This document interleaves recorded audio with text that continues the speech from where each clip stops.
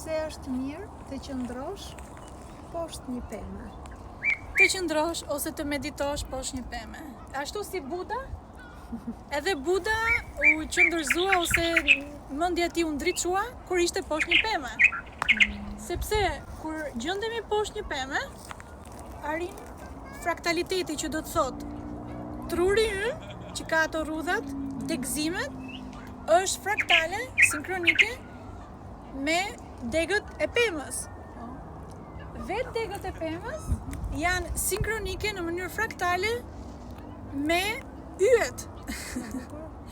Pra do me thënë ke më shumë fraktalitet dhe është më natyrale dhe mendja ndriçohet më shumë, mendja qetësohet më shumë poshtë një peme se sa afër një ndërtese betoni apo këto gjërat jo natyrale. Pra janë të qëllimshme këto që ndërtohen ndërtesat e mëdha dhe njerëzit largohen. Shkëputet fraktaliteti, për shembull dhimbja e kokës është më tepër brenda në shtëpi ku do në ndërtesë betoni dhe largohet kur je në natyrë.